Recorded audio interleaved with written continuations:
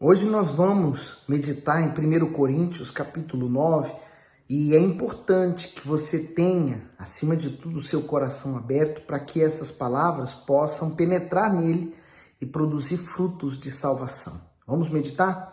Senhor Jesus Cristo, que o Senhor coloque o teu Espírito sobre nós, nos dando entendimento sobre toda a tua palavra. Em nome de Jesus. Amém. Ele diz assim, no versículo: não sou eu apóstolo? Não sou livre? Não vi eu a Jesus Cristo, Senhor nosso? Não sois vós a minha obra no Senhor? Se eu não sou apóstolo para os outros, ao menos o sou para vós, porque vós sois o selo do meu apostolado no Senhor. Esta é a minha defesa para com os que me condenam. Então, assim é o selo do pastor, né? O selo do pastor, do apostolado do pastor, da servidão do pastor, são as suas ovelhas, aquelas pessoas que Deus confiou a ele, que dão testemunho, não só de bênçãos materiais aqui da terra, que são passageiras, mas principalmente o selo do Espírito Santo. Não há testemunho mais glorioso do que quando a gente vê que uma pessoa na igreja se entregou de fato e de verdade a Jesus e foi selada com o Espírito Santo. Aí ele diz assim no 4, não temos nós direito de comer e beber? Não temos nós direito de levar conosco uma esposa crente, como também os demais apóstolos e os irmãos do Senhor e Cefas? Ou só eu e Barnabé não temos direito de deixar de trabalhar? Por quê? Os pastores, eles viviam, a igreja sustentavam os seus apóstolos, né? E até davam direito de levar uma esposa. Para você entender, Paulo, ele escolheu a vida solitária. Ele preferiu não se casar, nem namorar, nem nada. Ele preferiu andar só. Então, ele não queria dar trabalho para nenhuma igreja onde ele ia. Mas a igreja servia os seus apóstolos. É como a igreja, né? Nós nos dedicamos ao serviço de Deus, né? Estamos e temos a igreja aberta. Normalmente a igreja que não tem um auxiliar, por exemplo, onde está o pastor sozinho, a igreja ela fica aberta 6 dias da semana. Tem um dia para que o pastor possa descansar, né? Mas normalmente a igreja está ali operando, trabalhando 7 dias, onde há 2 pastores ou mais pastores. A igreja então ela não fecha, ela está constantemente tendo reuniões. Então o serviço para aquelas pessoas, o serviço para Deus é contínuo. E mesmo no dia de folga do pastor, o pastor está descansando ou está aproveitando aquele dia para descansar um pouco, ele também está pensando nas coisas de Deus, né? Ele está lembrando do que ele vai fazer, ou ele está buscando uma inspiração, está se preparando para o culto do dia seguinte. Quer dizer, nunca paramos. E aí Paulo está dizendo no 7, quem jamais milita à sua própria custa? Quem planta a vinha e não come do seu fruto? Ou quem apacenta o gado e não se alimenta do leite do gado? Digo eu isto segundo os homens. Ou não diz a lei também o mesmo? Porque na lei de Moisés está escrito, não atarás a boca ao boi que trilha o grão. Porventura tem Deus cuidado dos bois? Quer dizer, Deus teve o cuidado de falar para as pessoas lá na lei, nas leis de Levíticos, Números, Deuteronômio, que quando se colocasse um animal de carga, né, o boi, para pisar aquelas sementes, pisar o trigo, então havia uma moinha, uma pedra, e esse boi ia puxando essa pedra, e a pedra ia esmagando o trigo para se tornar farinha. Então ele está falando assim, se o boi quiser abaixar para comer do trigo que ele está amassando, não tem qualquer problema. Porque se ele está ali trabalhando, ele tem direito a comer um pouco, né?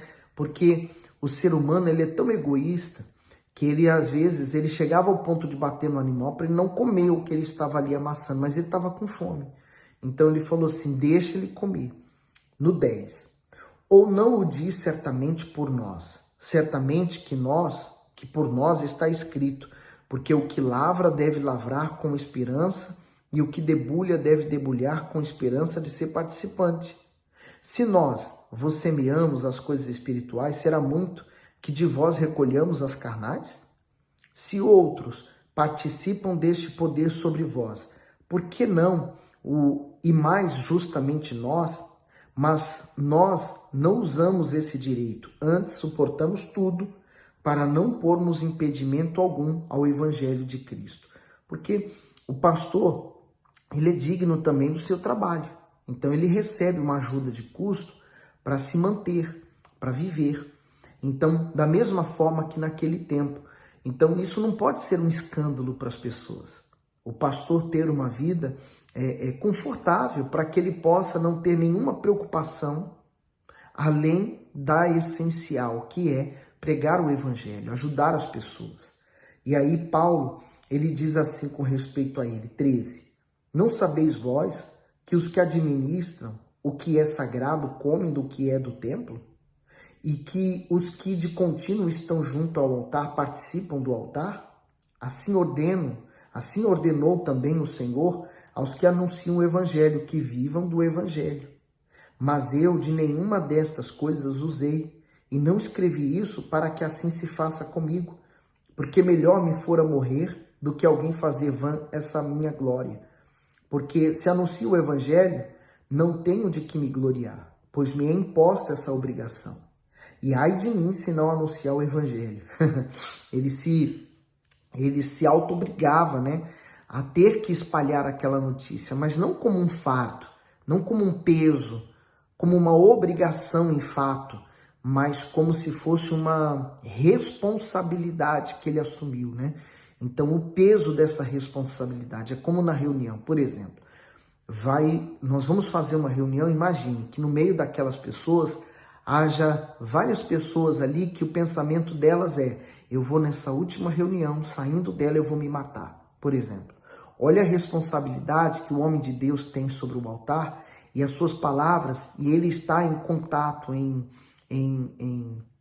linha direta com Deus, e ele possa ser um instrumento usado por Deus para salvar aquela pessoa que estava pensando em morrer. Então, essa é a importância do evangelho. Quantas pessoas chegam na igreja pensando em matar, por exemplo, a pessoa que foi traída, pensando em matar a outra. E às vezes ouvem uma palavra e resolvem, ao invés de matar, lutar. Lutar no sentido de que, olha, eu vou salvar meu casamento, eu vou lutar pelo meu esposo, vou lutar pela minha esposa. E tempos depois você vê essa pessoa dando testemunho. Por isso, a importância do homem de Deus, ele está sempre em comunhão com o Senhor, para que Deus possa usar ele como um instrumento. E Paulo está falando que ele não usou nenhuma dessas vantagens, né, de se alimentar da própria igreja, da igreja sustentá-lo, para que ninguém pudesse apontar o dedo para ele e dizer que ele estava se aproveitando da igreja. Aí ele diz assim, porque no 16, se anuncio o evangelho, não tenho de que me gloriar, pois me é imposta essa obrigação e ai de mim, se não anunciar o evangelho. Por isso, se faço de boa mente, terei prêmio, mas se de má vontade, apenas uma disseção me é confiada. Logo, que prêmio tenho? Que evangelizando proponha de graça o evangelho de Cristo para não abusar do meu poder no evangelho? Porque sendo livre para com todos, fiz-me servo de todos para ganhar ainda mais um. E fiz-me como judeu para os judeus para ganhar os judeus. Para os que estão debaixo da lei, como se estivesse debaixo da lei, para ganhar os que estão debaixo da lei. Para os que estão sem lei, como se estivesse sem lei, não estando sem lei, para com Deus, mas debaixo da lei de Cristo, para ganhar os que são da lei. Fiz-me fraco para os fracos, para ganhar os fracos. Fiz-me tudo para todos, para por todos os meios chegar a salvar alguns. Então, Paulo, ele está mostrando, né, o desejo dele de ganhar ao menos mais uma alma. No meio de uma multidão, quando se ganha uma alma, é festa no céu. E é festa para nós também, é uma alegria. Por isso que ele falou, olha, eu me faço conhecedor da lei para quem conhece a lei. Eu me faço fraco para quem está fraco, para levantar ele.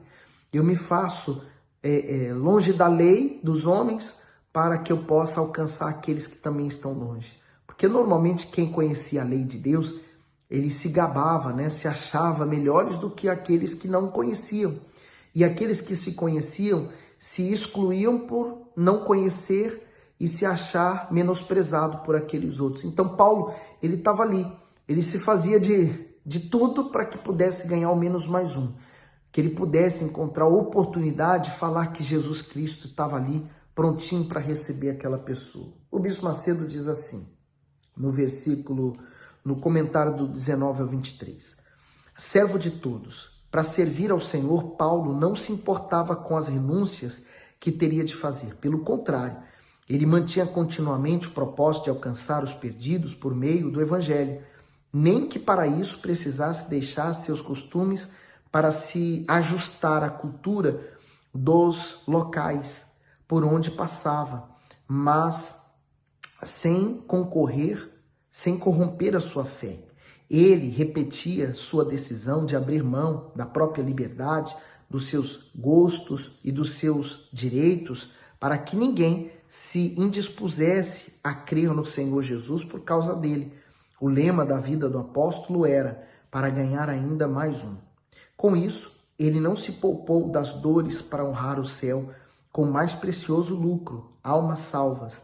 Sua conduta, abnegação e boa consciência são um exemplo para quem quer se tornar um instrumento eficaz para Deus. Por isso, quando você é cheio do Espírito Santo, seu maior desejo é ganhar outros para o Senhor Jesus. E a gente não vê aqui Paulo preocupado com o título, né? Falando assim, olha, eu sou apóstolo e eu mereço o respeito. Pelo contrário, o título é uma instituição dada pelos homens para uma organização da instituição, apenas isso. Mas você vê ele preocupado, ansioso, querendo ganhar ao menos mais uma alma. É o desejo que os servos de Deus devem ter. Não por almejar uma posição, um título melhor que garanta mais conforto para ele, porque isso não são coisas passageiras. Hoje você tem conforto, amanhã não tem. Mas o mais importante é que dentro daquilo que Deus dá para você, você possa ganhar uma alma. E todos nós, eu, você, todos nós temos uma responsabilidade para com Deus, anunciar. Porque ele nos encheu do Espírito Santo para sermos testemunhas de que ele está vivo e que ele vai voltar para buscar a sua igreja. Então, ele diz no 23, e eu faço isso por causa do Evangelho, para ser também participante dele. Não sabeis, vós, que os que correm no estádio, todos na verdade correm, mas um só leva o prêmio? Correi de tal maneira que os alcanceis. Quer dizer, ele usou um exemplo, por exemplo, as Olimpíadas, já existia naquele tempo. Então, ele usou o corredor, né? Aquela pessoa que se prepara para a corrida. Ninguém que vai para uma corrida quer chegar em segundo lugar, nem muito menos em último, né? Mas ele se prepara, ele treina, ele se exercita, porque o objetivo dele no dia da competição é chegar em primeiro lugar. Então, ele usou esse exemplo do corredor que corre no estádio para alcançar um prêmio. Somos nós também, na corrida dessa vida, estamos correndo. Então, o que eu preciso fazer? Negar, abrir mão, para que eu possa alcançar a minha salvação. No 25, e todo aquele que luta, de tudo se abstém. Eles o fazem para alcançar uma coroa corruptível, nós, porém, uma incorruptível. O Bispo Macedo diz assim, coroa incorruptível. Assim como um esportista se esmera nos treinos, na alimentação e na abnegação de tudo que possa impedir seu empenho, aqueles que desejam a salvação devem ser vigorosos e perseverantes. Se a prática de um esporte exige a disciplina física, mais disciplina espiritual exige a conquista da vida eterna. A espera daquele que persevera na fé não está uma grinalda de folhas, e sim uma coroa incorruptível, de valor incomparável, dado pelo próprio Deus. Para se apossar dela é preciso ser aprovado. Por isso o apóstolo fala que é necessário se abster de tudo, pois não há salvação sem renúncia. Aqueles que não rejeitarem a oferta do pecado e não negarem a si mesmo para viverem em obediência a Deus, jamais alcançarão a glória da vida eterna.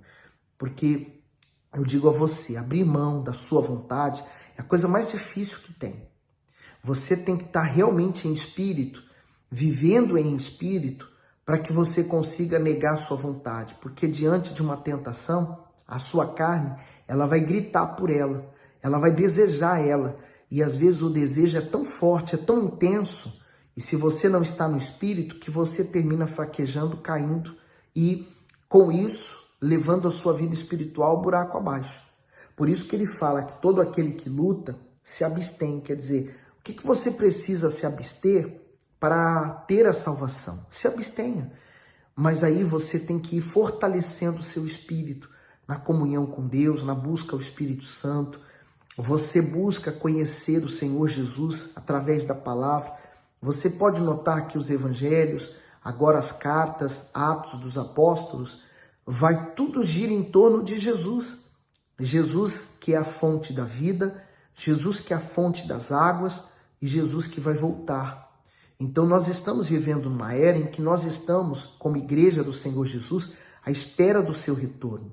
Então nós temos que estar pronto a todo instante para o momento em que ele vai voltar. Não sabemos o dia, a hora, o momento, por isso temos que estar preparados.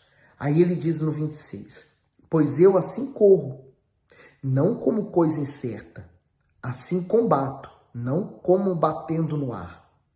Antes subjugo meu corpo e o reduzo à servidão, para que pregando aos outros, eu mesmo não venha de alguma maneira ficar reprovado.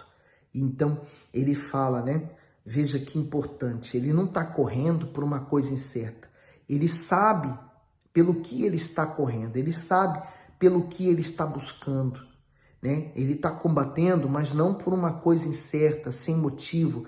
Ele está combatendo porque ele sabe aonde ele quer chegar. Ele reduz o corpo à servidão porque ele abre mão de certas vantagens, regalias, vontades, vive uma vida mesmo de sacrifício. Para você ter uma ideia, Paulo, ele para ter o sustento dele, ele vendia tendas.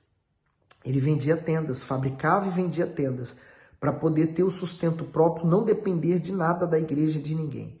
Então ele se sacrificava imenso para poder ganhar almas. Esse tem que ser o nosso espírito. Nós temos que entender que Jesus, ele está pronto para nos buscar. Se o apóstolo e todos aqueles cristãos daquela altura já viviam com essa esperança, né, de que a qualquer momento Jesus pudesse voltar para buscar a sua igreja, e hoje, muito mais hoje, os sinais estão tão claros da volta do Senhor Jesus que a gente não tem como ignorar isso. Você precisa da salvação, minha amiga, meu amigo. Guarde isso acima de tudo, tá certo? Que Deus ilumine e abençoe você abundantemente.